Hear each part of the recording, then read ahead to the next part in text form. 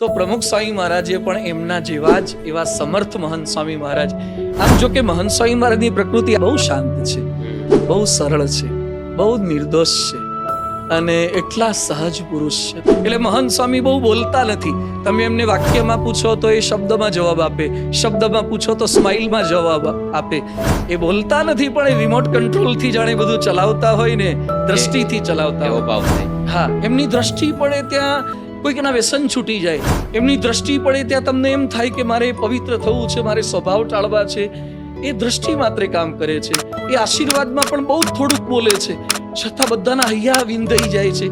નરેન્દ્ર મોદીનો એકવાર હાથ પકડ્યો તો નરેન્દ્રભાઈ મોદી કે મહંત સ્વામી મહારાજે એકવાર હાથ પકડ્યો, હવે મારી કોઈ વાતની ચિંતા રહેતી નથી. ઓબામાને મળવા માટે ગયા હતા, ઓબામા સાહેબ પોતાની ખુરશી પર ન બેઠા, સાઈડ પર બેસી ગયા. મહંત સ્વામી મહારાજને પોતાની ખુરશી પર ઓબામા સાહેબે બેસાડી દીધા.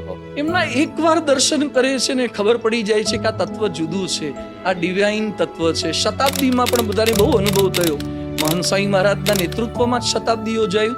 તો જે લોકો એમના દર્શને આવે, કે એપોલો હોસ્પિટલના વડા હોય કે મોટા મોટા મહામંડલેશ્વરો હોય, અને બધા જ બોલી ઉઠે છે કે મહંત સ્વામી તો સાધુતા કે શિખર હે, हमारे प्रमुख है, हमारे अध्यक्ष है.